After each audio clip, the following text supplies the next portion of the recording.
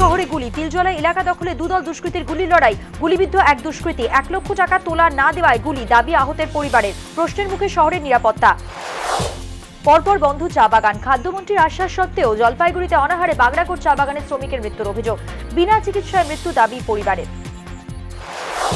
নীতিশের কম্পিউটারে লালু ভাইরাস, বিহারের সর্বনাশ করেছে কংগ্রেসও। বাংলা বিহারের উন্নয়ন না হলে দেশও এগোবে না। নীতিশ লালু কংগ্রেসকে আক্রমণ মোদীর। মোদী সরকার ধনীদের সরকার, মহারাষ্ট্রে যখন আক্রান্ত হয় বিহারবাসী তখন কোথায় থাকেন মোদী? কটাক্ষ রাহুলের। বিকে সিংহর বিরুদ্ধে কেন ব্যবস্থা নয়, প্রশ্ন রাহুলের।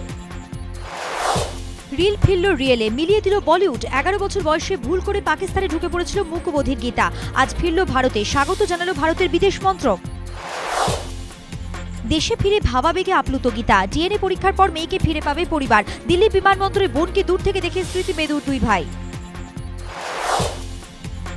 বিহারে জনসভার পর গীতার সঙ্গে দেখা করতে পারেন মোদী। আজ দুপুরে গীতাকে নিয়ে সাংবাদিক বৈঠকে সুষমা। ফের সংঘর্ষ বিরতি চুক্তি লঙ্ঘন, জম্মুর সাম্বা, কাঠুয়া, হীরানগরে 30টি সেনা চৌকিতে পাকিস্তানের লাগাতার গুলিবর্ষণ, মৃত 1, আহত 5। ভারতের পাল্টা জবাব আরও তীব্র হবে, হুঁশিয়ারি রাজনাথের। আজ কোজাগরি লক্ষ্মী পুজো, বাজার আগুন, ফল ডালের দাম চড়া হলেও সম্পদের দেবীকে তুষ্ট রাখতে সতর্ক সবাই। রীতি মেনে আরাধনায় মাতলেন তারকারাও, দেখুন লক্ষ্মীর আরাধনায় দিনভর।